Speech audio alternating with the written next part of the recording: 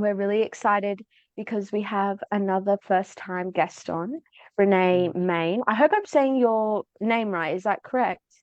Yes, yeah, Yeah, okay, cool. Because I don't want perfect. to be saying your name wrong the whole time. That would just be awkward.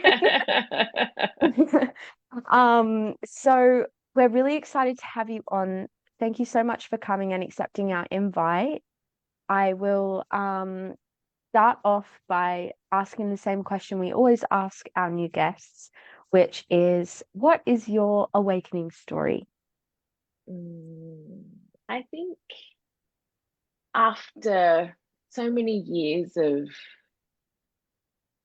being on this journey, is I've got to a stage where I feel like that the awakening is just infinite, so there's that perspective as well that feels very alive. I feel like we have this big, like, we want this like big moment. But the truth is I think that sometimes they can be big, but sometimes they can be small, and what matters is that we're listening. um but my the first thing that dropped in when you asked me that question was when I had been in an abusive household growing up, and I was in an abusive relationship thereafter, after I swore to myself that my mum was so crazy for being in an abusive relationship, and why would she, allow that to happen to herself, and not only herself, but watch her children go through that when this man is not even her father. I Mm. couldn't understand it. And then finding myself in my own abusive relationship and putting up with everything that I did, all of, like, looking back now, it was just madness. It was absolutely crazy. The fear that I lived in every single day. Um, there was more than once where I thought I was going to die, and I still didn't leave. And there was one time when we just moved to Melbourne, and I had an opening to leave. And I remember I walked out, and I just vowed to myself to change this, to break the cycle, and to never allow myself to be in this situation ever again. And it was such a visceral feeling, because I was like, I will do whatever I have to do in order to break this cycle, because I will never find myself in this situation. I will not pass this on to, I didn't have kids at the time, but I will not pass this on to my kids. And so that was the beginning of a promise to myself. And that's really when the awakening began. And for a long time after that, it was one foot in front of the other. I didn't Yeah. see the whole piece. It was just a matter of going, okay, trusting the hum, listening to the hum, and Mm. doing my thing. So, yeah. Wow. Mm. That part of it, when you say you didn't see the whole thing, you didn't see everything, Mm. you just had one piece and you Yeah. just listened to the hum and followed that. And I think Yeah. that resonates with me deeply because I think when we go through something, particularly a pattern that you can't, you like, oh, I vowed to myself, but I would, I saw my mum go through it, I would never go through it. And then you find Mm. yourself in that pattern and you're Mm. like, how did I get here? And you take stock of it. And I think that the part of it that's really, really hard sometimes is that you can't see the full picture, particularly if you're in something and you find yourself there and you don't know how you got there, and you're taking stock of yourself and you're thinking, oh my goodness, like this is the place that I didn't want to be. I'm here Mm. and I didn't want to be here. And to get out of it, sometimes because of the fear, we Mm. want to see the whole picture. We want to Yeah. know that we're moving in the right direction because you're scared that you're going to end up there again. Yeah. Yeah. And you Yeah. don't know how you ended up there. And so you've got to take stock of yourself and go, all the decisions I made that led me here, I've got to go through and pick through each one of them. Mm. So if you can't see the path and you're listening to the hum, you have to develop a trust in yourself Yeah. Yeah. after Yeah. betraying yourself because you got there. And so it was like, how, I did this to myself. I've betrayed myself. Now I've got to move forward knowing that information and trust that I'm making the right decision this time. Yeah. And so many women, and men too, but so many women end up over and over again, like many times in that same pattern, Yeah. because Yeah. they're It can not be a lifelong really journey. reflecting. Yes, Yeah. exactly. Exactly. Yeah. And not being able to see the path is such a scary part of it. So, Renee, how did you navigate that fear? Like, did you Mm. just, were you really careful? Were you really um, empathetic with yourself? Like, how did you navigate that? Mhm. I am extremely stubborn and determined. But because I felt it so viscerally, I was very scared. Like I was in a Mm, new city. I just started studying and I was homeless. I had nowhere to go. I'd left years of like I left all my money that I'd spent like 3 years saving, working 3 jobs. I walked away from all of it. I walked away from all the household stuff. I walked away wow. from all of it. And I literally I literally had this small little suitcase that I bought when I was an Avon lady when I was 10 years old. That's what I walked out with. Wow. And yeah, like crazy. And so yeah, and so what I did was it was survival. Like, what do I have Yeah. to do? Okay, right, I've committed to this course. I need to stay, but do I need to find another job? Do I need what's my availability here? I had a dad who was in Melbourne as well. I had a sister who at the time, like I was very young when she left home. I didn't know her. I didn't want to burden her with going, here I am with my mess up. She was 9 months pregnant. And Wow. um and so I didn't want to just, like just deposit myself in her life. And dad wasn't in a space where he wanted me. And so and so I was just like, what am I going to do? So I remember this. I took the day off my studies, and a friend that I just met drove me around Melbourne, going into hostels, going into all of these things. They were all booked. I had literally nowhere to go. And I was like, what am I going to do? What am Mm, I going to, I've got nowhere to go. And going into those hostels, like, yes, they're amazing, but I had come from being fully supported, like being independent, having like I was earning good money because I was working my ass off. And I'm like, how did I end up here? Like, yeah. what? And Yeah. then so I had to swallow my pride, and Mm. I had to ask my sister for help.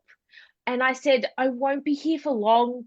Can I just until I set myself up? And then I was there, and this beautiful thing happened is in that time, because she didn't have any family here apart from dad. Um, and she hadn't had that sister, support for so long. Um, and so she ended up just saying to me, Renee, why don't you just stay? Just stay with us. But I was like, I do not want to be a burden. I don't want to be that like annoying person in your everyday life. I am a strong, independent woman. How did I get here? This isn't what it was supposed to look like. Yeah. And I ended up staying there and for the duration of my study. And it was it forged such a deep bond with my sister and her child, who I was there for the birth of.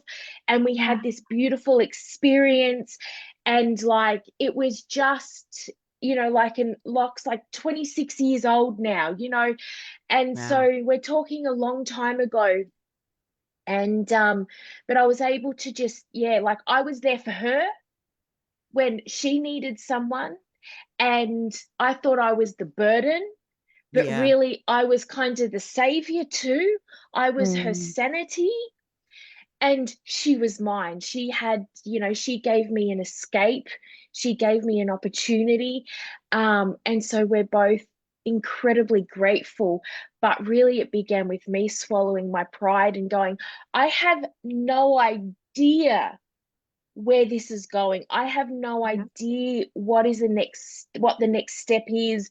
Like, all of a sudden, because I'd left all my money, I'd had debt from my studies. I'm like, that I had to pay, like I had money to pay for it. But I was like, where is this going? And I was so afraid, and it really, the odds did not look great. But it was literally just, I'm just going to study. I've got a roof over my head. Okay, right. And then when I was able, then I was able to really begin to do the work and, you know, continue and to ensure that this would never happen again. That's so important. I imagine that was such a journey. Like, as you're sharing, I can pick so many little layers of just how deep, like, and how conflicting it would have been.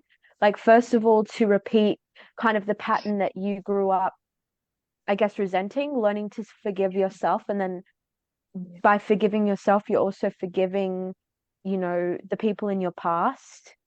And also, yeah, realizing it's really empowering to realize that by, in my lowest, reaching out for help, I actually helped someone else too, your sister. Yeah. And Yeah. I really think that's how it works. I know there's been so many times where I've asked for help, and like, even here in, I'm living in the UK, and there was a period of time where I was at kind of like my lowest point. I didn't have any money. I had few places to go, and someone offered me to stay with them. And I was contemplating, like, oh, maybe I shouldn't, like, maybe they were just being nice and they didn't really mean it. But I ended up accepting, which I don't usually do, and I stayed with them for quite a few weeks. And I think because I was traveling, they decided to move to Spain this year. Well, it was 2024 when I was there, but this year they decided to move to Spain. And I think there was, not that I'm giving myself credit at all for their decision, but I think because I was there and I was traveling, it kind of sparked that thought and got the ball rolling for them. And I think that so many times, like, by reaching out for help, we can also help others without intending to. And it's not something that we really think about, because it's sometimes can be like shameful thing, like, oh, I should be ashamed for asking, or like I should have my Yeah. stuff together, or like I'm not meant, like I'm putting them out. But really, it's always an exchange. And I know that's the same when people ask me for help. When they ask me for help, it kind of brings something out of me, and makes me realize things, or they inspire me too. So it really is a two-sided experience. It's not just one person helping the other person. There is like a commingled healing, if you will. And I really loved how you said that, because that really like struck true for me. So yeah. Yeah, I absolutely agree. Yeah. Yeah. So how are things with your sister now? Are you still close to her? Yeah, we're still close. Like, we've had a massive journey. My sister, I've got three sisters, but yeah, this one particular sister, Jen, she's yeah, we're still close. I love her kids like they're my own. You know, and so yeah, we've had, like, life has thrown us some obstacles, and yeah, but we navigate it really well. So, you know, we've had both, you know, kind of crazy, like very different relationships to both of our parents. And we've got the same parents, but we say all the time, it's like we've got two completely different parents. Like, we've had such different experiences, and we always seem to, despite of that, or in spite of that, we find each other and we come back to self. So it's a relationship that we had to fight for. And Yeah, but right. yeah, I Yeah, love and her, love her to bits. when that's the case, when you have to when you've got a situation like, I don't know, if you've got a big gap between them, or something happens in the parent's life and one of the children has to leave or you get separated somehow, and you have to come back together, and get to know each other again as adults. I think Yeah. that sometimes that can create an even stronger bond between Yeah. siblings, Yeah. particularly if you're motivated to be in each other's lives. Mm. And because you have, like, she sees that you had to overcome obstacles, and you see Yeah. she had to overcome obstacles to want to have a relationship with each other. Yeah. And Mm. like having, like seeing that and having the respect for that can grow Mm. your respect for each other and grow your Yeah. relationship. And I Yeah. think that appreciation for each other's positions and choices, Mm. that, I'm not going to let this, you know, our upbringing or whatever it is, the Yeah. obstacles that we had as children, I'm not going to let that get in Yeah. my way of being your sister. Yes. And that's powerful stuff. Like, that's really, really powerful, because Yeah. I have siblings and I don't have relationships with my siblings. So Mm. looking as an outsider, Mm. and the choices that were made in my family that led us to be apart. And Mm. it's better for me, my personal choices, it's better for me Mm. that it's this way. But Yeah.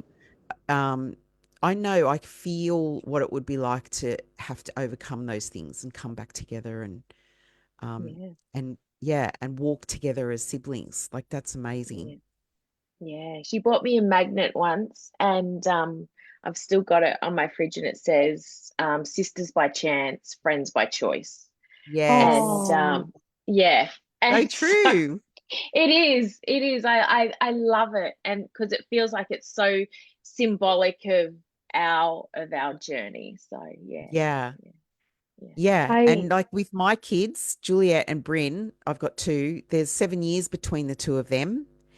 And Mm. what you're saying about it's like you were raised by different parents, because Mm. circumstances change in a person's life. Yeah.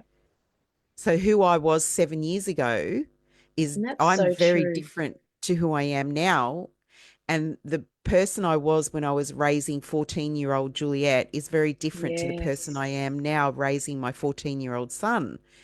So I Yes. know that they will get together one day as adults and they will say, we had very different upbringings. Yes. And Yeah. I pray for the two of them that they will find mutual respect in that. you do not And that, have to Yeah. pray, Mum. Like it's already yeah. It's me and Brent, yeah, me and my brother, like I love him so much. So yeah, you don't have to worry about that. yeah, So Mm. yeah. I think there's definitely power in yeah, kind of your family's by chance and then you're making friends out of it is choice. And I yeah, love that 100%. quote. Yeah. That's very, very true. And I kind of also did want to ask you because you're kind of like an intuitive guide, right? And Yeah. I kind of wanted to ask how your journey got you towards that and like Mm. what you do now and how you Mm. work with the lessons that you've learned in the past and that kind of thing. Mm. And yeah, your work today, I guess. Yeah. So it was really just, it began with that I didn't know it at the time. That's the whole vision. That's the whole piece. Yeah. I didn't know. I didn't see it at the time. Um, but it began with that moment because I just began to do everything that I could. So I invested heavily in, and not heavily as in money at that point because I was paying off a debt.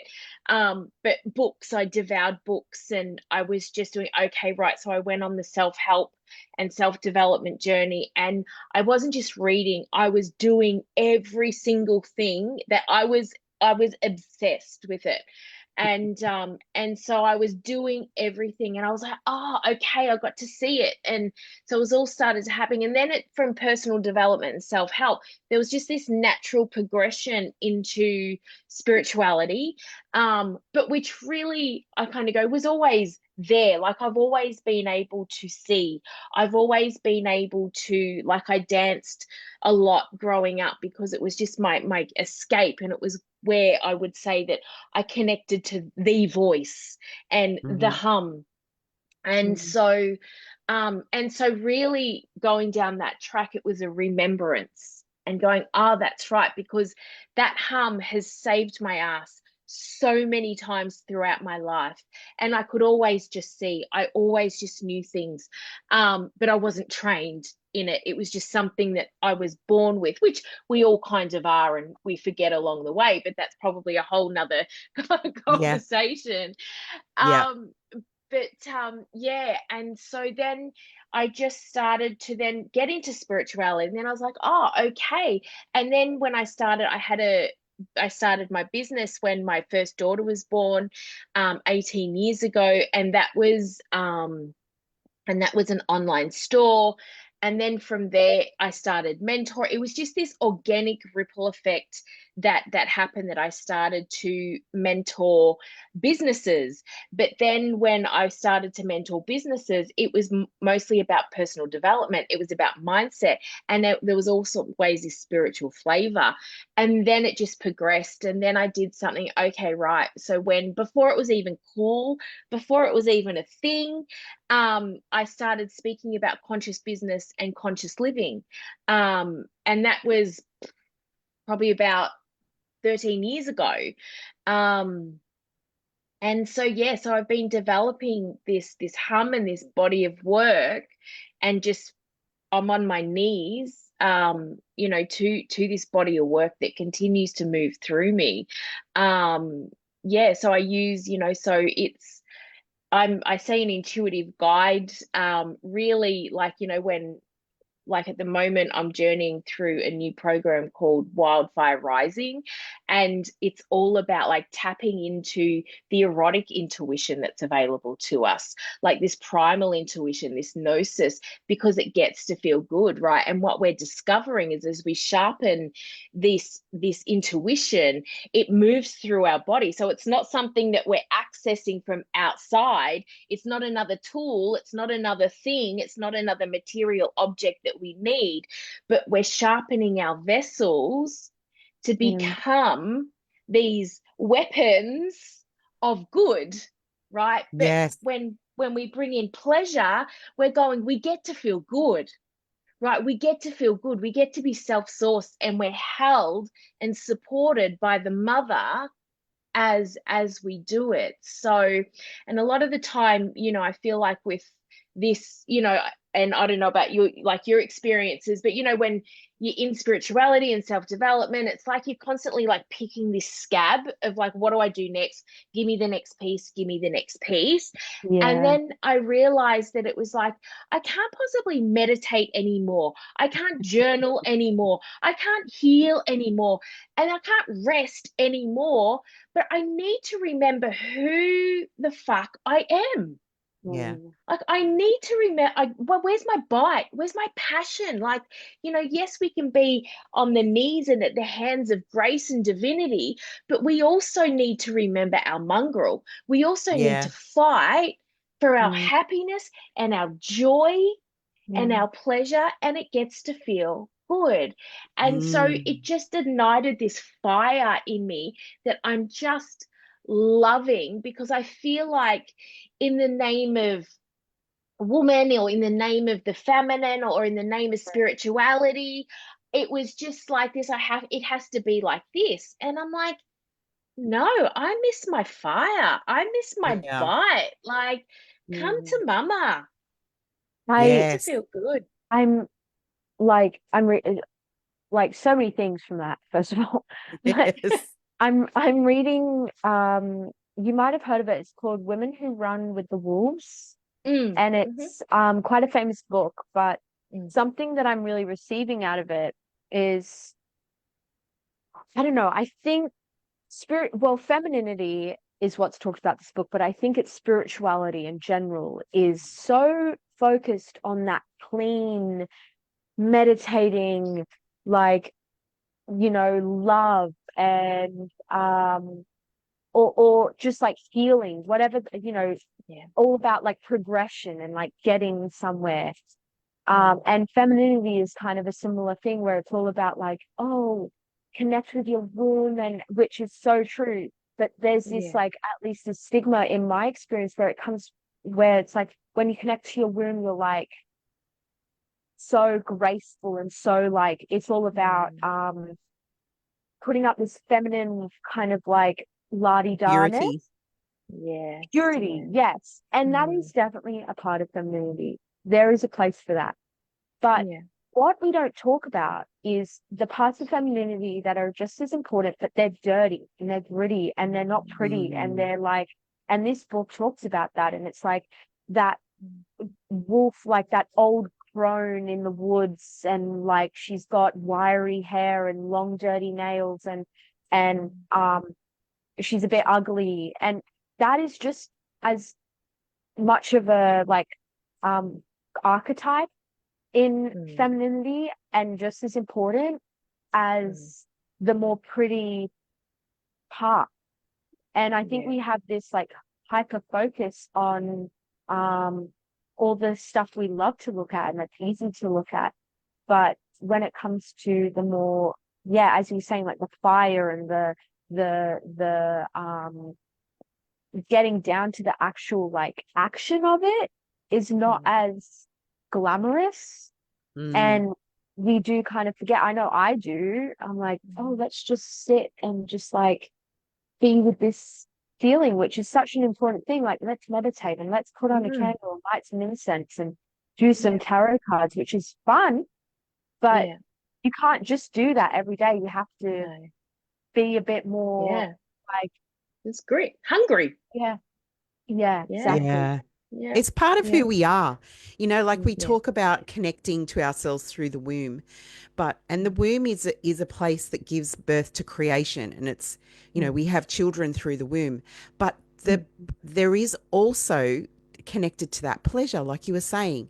There is a pleasure in connecting to our sexual parts and our reproductive system, and because it's all part of it, and we can harness as women. I think it's so important to talk about this stuff, to be able to connect to ourselves through pleasure and experiencing our bodies through pleasure, and not feeling dirty, not feeling like it's taboo, not feeling like, oh, this is something we shouldn't talk about, it's private, you know, like it doesn't have to be the masculine version of talking about sex. It doesn't have to be dirty and lewd, and it's not ugly.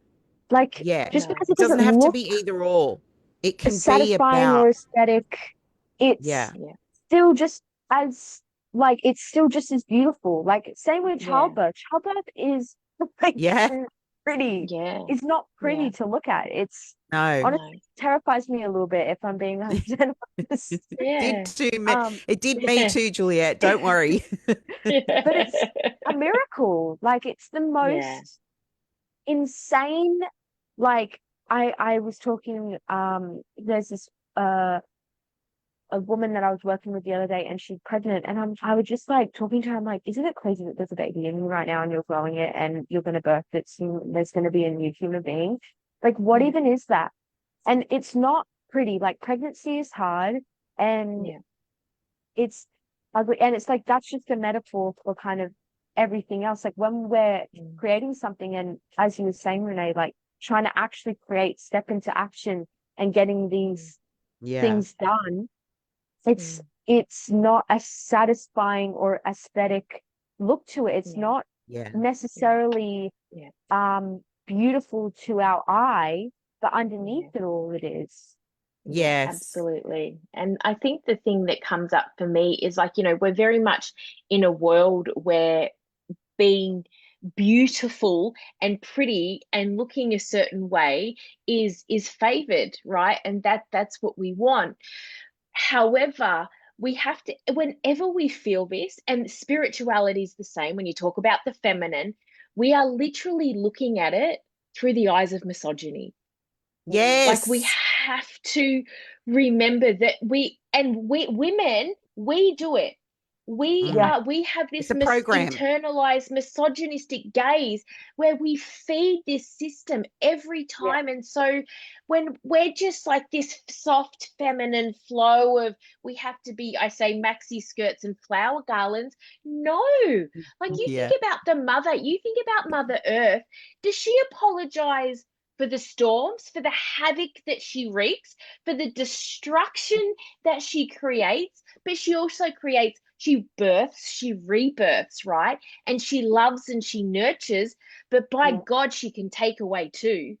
She Yeah. doesn't apologize for that. She just is. Yeah. And we're the same.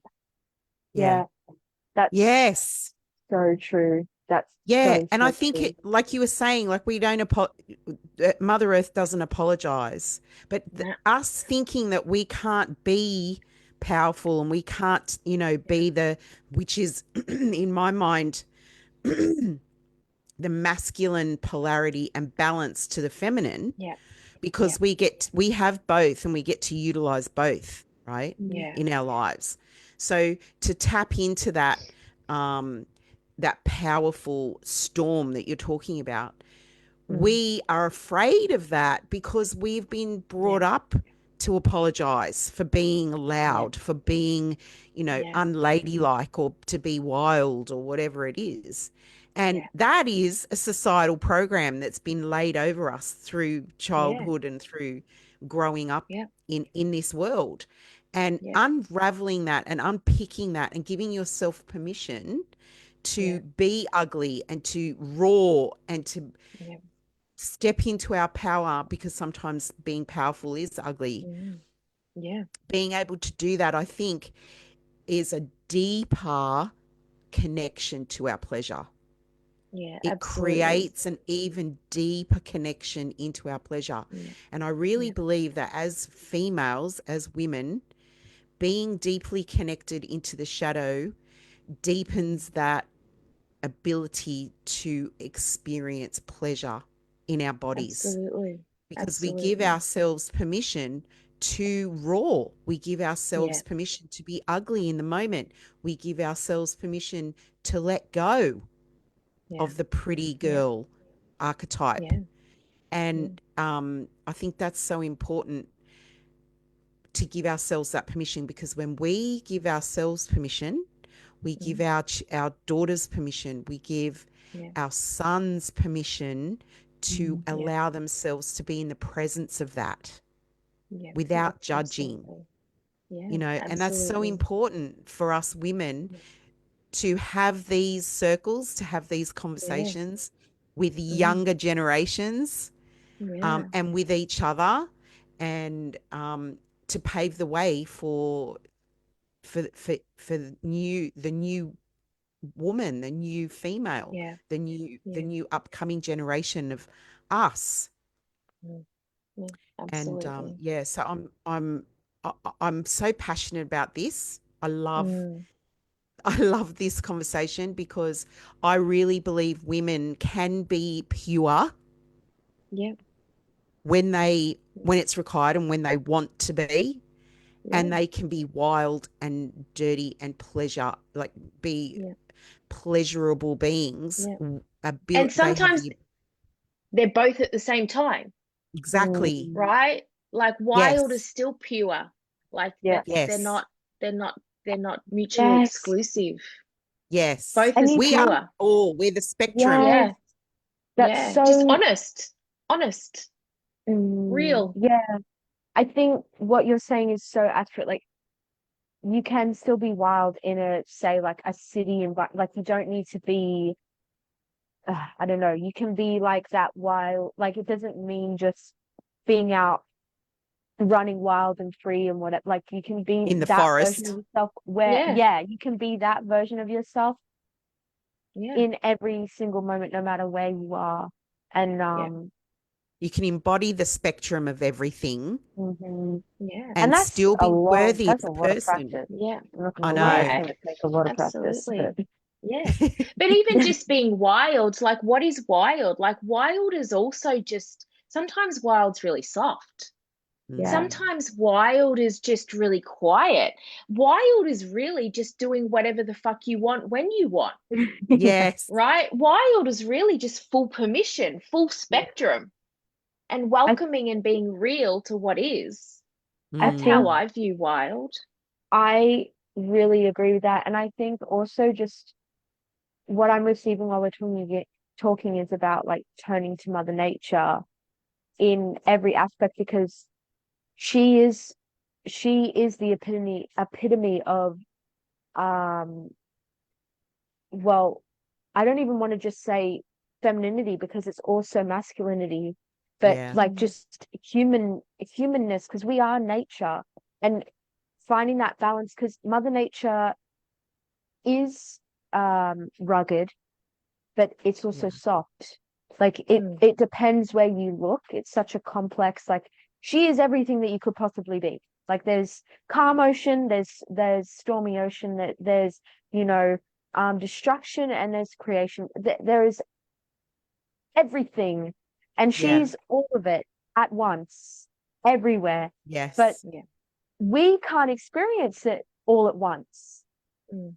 And we can only be like in one period, like, okay, right now it's stormy outside, or right now it's sunny outside, or right now I'm in the soft grass, or right now I'm in the harsh desert. Like we can only kind of experience a couple aspects at a time, so it's kind of hard to wrap our brain around it.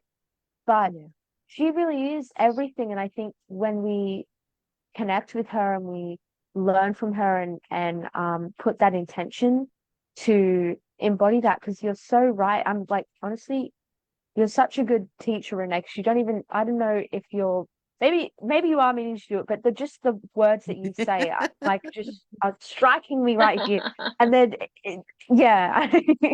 So yeah, because it's really true. I think the way that you're talking about it, we don't even have to think to be it. It's just like Mm. we have to almost unthink everything else to Yeah. allow ourselves to just be To as come we are. We forward. just Yeah. are. Yeah, Yeah, yeah, absolutely. And One of the, remember, sorry, Renee, to no, Juliet, you to go. remember that, to Yeah. remember, like, because you are it, you were born with yeah, it, you are Mm. it, you are Yeah. within the world, and the yeah, world is within you. yeah, Yeah. And then are born with that truth, and we forget that it's yeah, a Mm. truth. So yeah, all Yeah. we're really doing is remembering that truth. Mm. We don't yeah, have to try to do Absolutely. anything. All we have to do is remember that that's within us. yeah, Yeah, absolutely. We are that. Also, as well as like, I look at Mother Earth and woman as a microcosm and a macrocosm. Like mm, Yeah. how we, our expectations of the earth, how we treat Mother Earth is how we treat woman, Yeah. right? So you think about how our expectations of Mother Earth, how we pillage her, how we rape and pillage the earth, how we suck all of her nutrients out, how we demand so much of Mother Earth mm, and leave her depleted and decaying, but still go, oh, but you'll be all right. You'll be all right because you're Mother Earth, right? Tell Yes. Oh me, my tell God. me, tell me we don't do Jesus that to women. Tell Yeah. me we don't do that to women. We Tell me do. we don't do that to mothers. We're literally looking at a mirror here. And that yeah, was one of my biggest realizations where I was like, oh my God, like this is a mirror image here. So mm, really, when we do one, we will do the other. And that's Mm. where I just think it allowed me to just look at it through a completely different lens that means something so much more, so much deeper now. wow, That's so that's true. so true. Yeah. Mm. Yeah, I can't So even like by wrap my head so around it. Renee, if I'm following your logic then through that, Yeah. what you've just said, Yeah, that the work that you're doing is Yeah. helping women to connect back into their pleasure and into their bodies and give themselves permission Yeah. to experience the full spectrum Yeah. of themselves. We Yeah. are then healing. We're healing ourselves, we're healing each other, and we're healing Yeah. Mother Earth at the same time, Yeah. because we're learning how to respect the Yeah. feminine. We're learning Yeah. how to deepen our relationship with the feminine and recognize how much she gives and respect that, Yes. how much we Yeah. take and respect Yeah. that. Yeah. So, and that's exactly that. So I teach a body of work that's called the 5 powers of woman. And I say woman because I don't use the term feminine, because feminine is very distorted and misconstrued and misunderstood. But so I feel like we can have a more honest conversation when we talk about the powers of woman, right? And allowing that for us to understand and reclaim our power, but also where is it leaking out, but also just understanding what these 5 powers are. Is it's the most well-rounded, honest, and all-encompassing. So yeah, it's that, it is pleasure. It is how do we receive, like, this week in my containers, we did the smoldering power, right? And so that's our soft power. And it's like this juicy, really grounded yum that's really our default, right? And we don't even have to try because it's always the smolder is always there. So it's looking through different eyes. But yeah, I'm definitely here for woman and to change the lineage of woman and our experience in this world. Yeah, well, because it's that's so such delicious. it's you're really powerful. I can tell, like, I don't know, just the way that you speak and everything, I can really tell that you've done a lot of work and connected to this part of yourself really strongly, because you're communicating from it so honestly. And so thank you so much for that. Like, I don't know, I've received a lot, and I'm sure that so many people watching this is like also receiving so much. And by the way, I did want to mention it did go live in the end. So cool. that there we go. worked out. Yeah. So I'm receiving so much, and I'm just trying to like wrap my head around everything, because it's so much. Like, I don't know, I'm really at a point in my life where I'm trying to find that balance in my femininity, and I have a lot of time to be with, like, I'm alone in the middle of the Scottish Highlands at the moment, so I have a lot of space to connect with myself, and my femininity is something that I've rejected a lot of my life, and I think so many women have had a similar experience. And it's so easy to even just not unknowingly have that misogynistic take on ourselves. Like, I'm so against the women hating or any type of I guess imbalanced thinking, but it's so deeply ingrained. It goes back thousands of years. People don't realize just how much it is in everything. Like, even just meeting a new girl and feeling insecure that I think, oh, she's prettier than me. It's like, no, stop thinking that. Like, yeah, we gotta band together, and that's the way that we overcome this. And so it's such a it's such a huge. huge topic that we're close to time now, Juliet, and I've got to go. But Renee, it's such a huge topic that we would love to have you on again to talk about it. Yeah, absolutely. I'd love to. Would you be willing to come back? Yes, absolutely. I'd love to. Awesome. It's been really good. Thank you for having me. You're welcome. And we're very happy to have you here and that you've said yes. So we would look forward to having you on again. Are you all right, Juliet? Do you have anything else you want to say? I'm okay. Yeah, cool. We've got your link tree in the description, Renee. So if anyone wants to check out more of your stuff, more of your sites, please do that. And if you have any questions or anything, please comment them on this post. And this will be across like YouTube, Facebook, and Spotify as well. So do you feel complete, Renee? Yes, absolutely. Thank you so much, guys. It was a really beautiful conversation. Yeah, it Thank was you. awesome. And Thank you, thank you, everyone. Mum. Thank you, everybody. All righty. Bye. Bye.